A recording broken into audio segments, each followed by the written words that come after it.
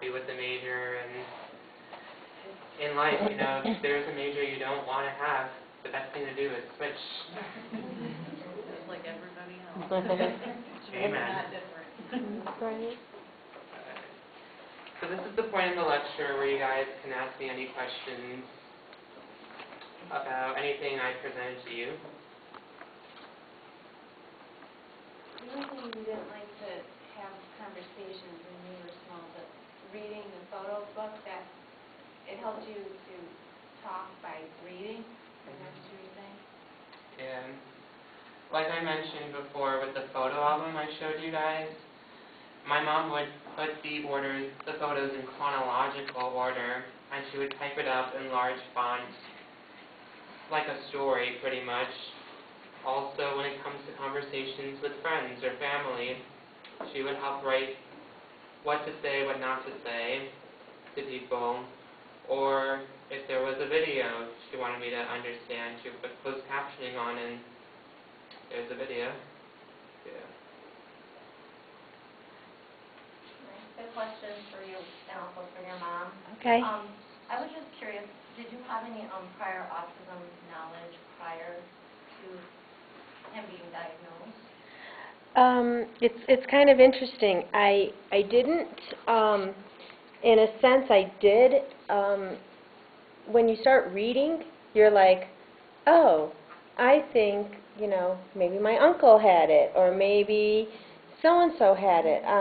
I was an engineer for 14 years prior to Nicholas's being born.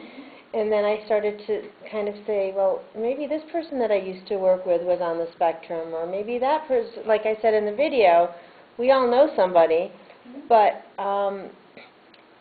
you know, the term wasn't as widely used. And as we say, autism is a spectrum. So I think that during my life, I was exposed to a lot of people who were on the spectrum and possibly worked with people who were on the spectrum, or maybe had them in my family, but didn't know that they were autistic. And then afterwards, you know, after they passed, or maybe after, you know, I wasn't working with them anymore, I was like, I bet they were autistic, you know. So in that respect, yes, I think that I did have some exposure to them, but as a child, no. I mean, I had never had any experience with children, and I was an only child. So, for example, I had never changed a diaper before Nicholas was born, I mean, or any of that. So a lot of it was using just problem-solving skills. Okay. And I was also going to ask you, what did you find them were the most helpful resources for you? Like, once he was diagnosed, did the doctors, did they collaborate well with the schools? Did you struggle there as far as getting the right resources? No, I would say that the two most helpful things for me at the time were, one, I was lucky to be in the right school district, and that was Ed Smith. When he was younger, we were at Ed Smith, which was a great school. You know, it was basically the arm of SU for an elementary school. And they taught me a little bit about, they were very big on inclusion, and they had some meetings where I remember they taught us a little bit about sensory integration and things like that. And there were a lot of technical books out there, but technical books don't give you hope. There was one book, and God, I wish I could remember the name of it right now, and I should go back and look, but there was a book that was written by a mother and son, and I picked that up somewhere, and it was written once the son was older, and he was high functioning like Nicholas was. And I saw a lot of similarities. And at the end of the book, the son was in college, and the son was driving, and the son had, you know, done all these wonderful things. And that was the book that said, get over yourself, there's hope. And, you know, and just, you know, move on and do all these things. Because people were telling me to go to all of these support groups. But when you go to the when I was going to the support groups at the time, a lot of the parents were complaining about their school districts, and I didn't have that complaint because I was at Ed Smith, and they were great.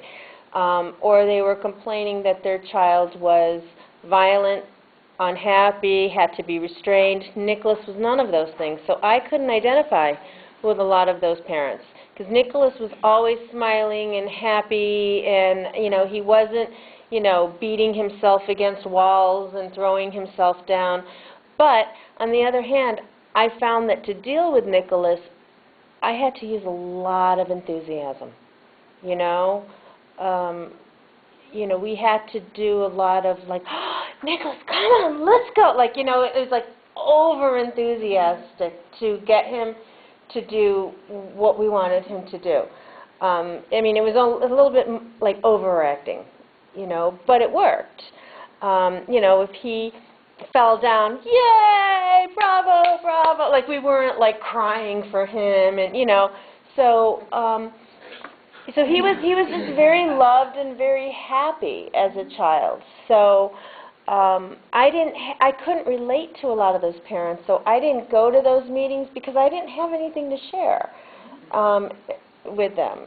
So I kind of focused on those positive stories and not all the negative stories, and that's where I went with him. Well, I think it's great the relationship that you guys have together and how supportive you've been. And Nicholas, congratulations on all your accomplishments. He's got 2 more classes and he gets his associate's degree in professional communication.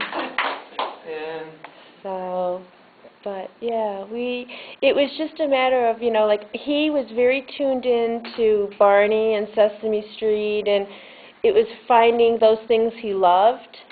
And like if I saw that he's running out into the middle of the street, I'd find a Barney safety video and then turn on the closed captioning because he could read and stick him in front of it because he'd watch Barney for hours. Well, he wouldn't listen to me, but he'd watch Barney for hours.